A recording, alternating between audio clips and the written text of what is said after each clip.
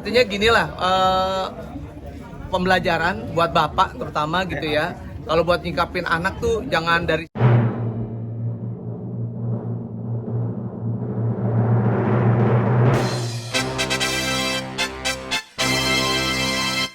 ya, alhamdulillah yang pertama, yang kedua saya ngucapin terima kasih karena tayang kemarin ya di tanggal 25. Yang pertama alhamdulillah viral dan trending di Maxstream-nya. Jadi buat saya mudah-mudahan ini jadi sesuatu tontonan, bukan hanya tontonan aja tapi juga menjadi sebuah tuntunan gitu.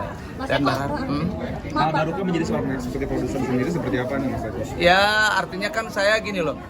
Di teman-teman punya ide dan gagasan cerita tentang yang relate sekarang, anak geng motor tapi masa lalu gitu ya, dan sekarang punya anak, gimana sih nyikapinnya? Saya bilang bagus, ayo bikin gitu ya. Kedepannya sih saya lagi mau bikin lebih ke konten baik di OTT ini ya, dan juga di bioskop nanti. Ini perdana Jadi kalau untuk di OTT ya ini perdana, terus nanti untuk bioskop mungkin pertengahan tahun kita lagi produksi. Gitu. Riwahnya gimana sih Mas Eko? Ya, Dulu kan di depan layar, sekarang kan dari pra. Ya kalau di belakang layar saya senang sekali gitu ya. Artinya yang nggak bisa diungkapin di depan layar bisa saya ungkapin di belakang layar. Contoh gini ya, tentang ayah gitu. Itu kan kegundah-gulanaan saya tuh sebenarnya gitu ya, bahwa relate banget anak-anak yang berontak apa segala macam. Nah ini salah satu pendukungnya Lady. Jadi buat saya senang sekali. Actingnya bener, sini saya. Ini istri saya. Kok Gitu. ini pesan juga buat anak-anak lu juga gimana apa? Ya artinya gini lah, pembelajaran buat bapak terutama gitu ya. Kalau buat nyikapin anak tuh jangan dari sisi lain aja gitu ya. Karena saya yakin anak juga pengen punya sesuatu yang bisa memberikan manfaat buat nama besar keluarganya gitu. Kalau selama ini kan kita lihat bapak tuh pasti pokoknya.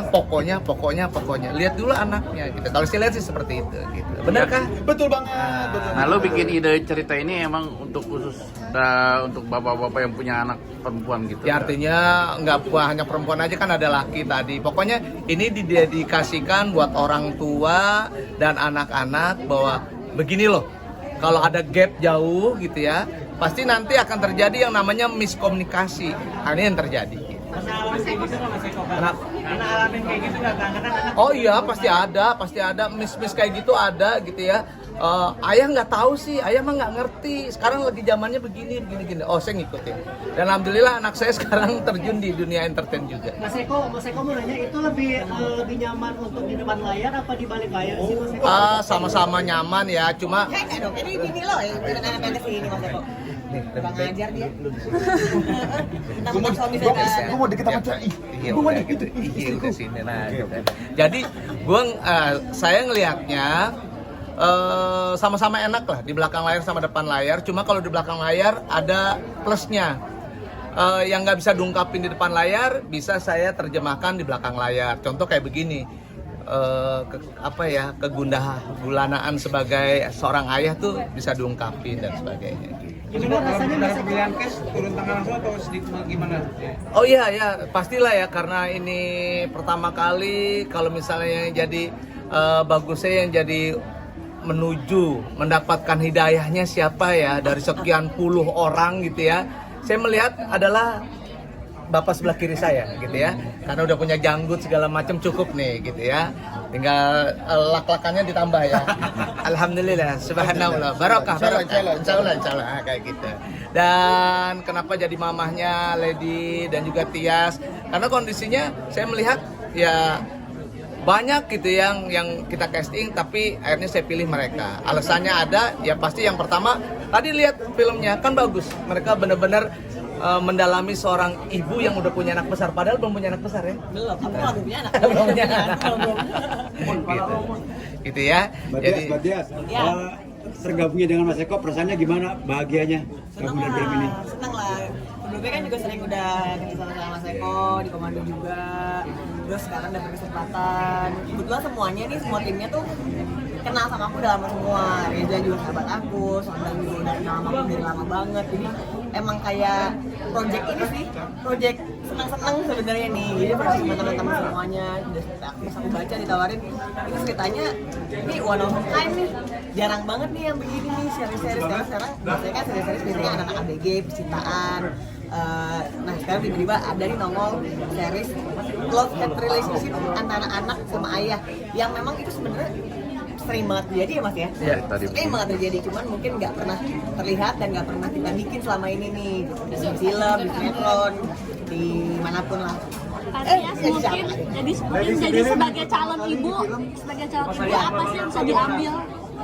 Banyak sih kalau sebagai calon ibu yang mungkin sebenarnya nih aku nih karena belum punya anak, banyak sih ya kalau ngelihat masa kini banyak banget ketakutan aku sebenarnya karena pergaulan sekarang banyak orang-orang yang banyak nggak ada logikanya, banyak orang jahat lah istilahnya gitu, jadi banyak hal yang memang aku takutin. Jadi belajar dari sini ya itulah komunikasi antara anak dan orang tua itu nomor satu. Kayaknya itu yang akan pastinya untuk kedepannya nih ya, biar anak juga kita bisa lebih jaga hubungannya sama orang tua, ya itulah komunikasi itu paling penting.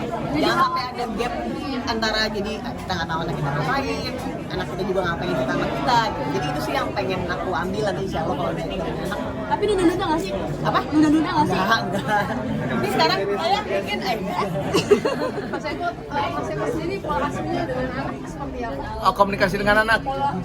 Oh, pola asuh. Jadi kalau saya pola asuh sebagai dengan anak, saya sebagai teman. Jadi teman ya.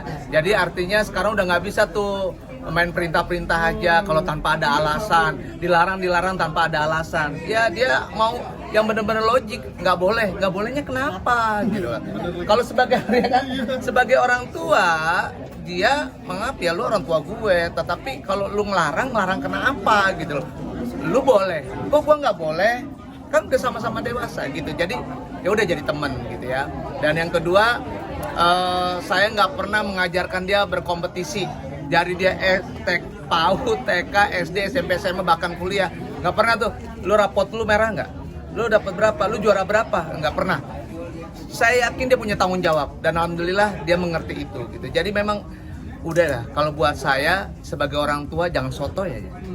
Jangan so tahu gitu loh, apa-apa tahu. Ayah gitu.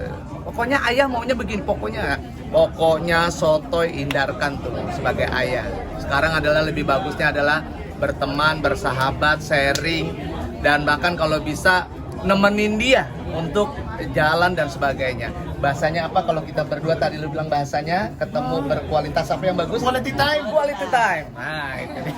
Ayo Mas Eko, untuk kedepannya untuk kedepannya Mas Eko kan anaknya udah gede-gede nih. Nah terkait itu apakah ada yang ngikutin jejaknya bapaknya atau bagaimana atau hanya bebas gitu? Oh, ya jadi kalau anak yang kedua sekarang kuliahnya di multimedia. Naila, dia udah nyanyi, udah punya, dia di entertain juga. Yang anak pertama udah selesai kuliah dan sekarang ini yang bikin dia. Bikin dia Sawal. Namanya Sawal Adrepi Putra Purnomo. Kan kalau tadi ada eksekutif produser di bawah saya ada dia. Dia sebenarnya yang ngotot. Dia yang bikin, dia yang begadang-begadang, dia yang nge-treat pemain, nge-treat skenario dan sebagainya termasuk editing. Dan deket ya sama bapak-bapak, kenal lah ya. Iya betul. Mas Eko, terakhir dari aku, mungkin ini sebagai persiapan dirimu mau masuk ke politik, akhirnya mewariskan ini sebagai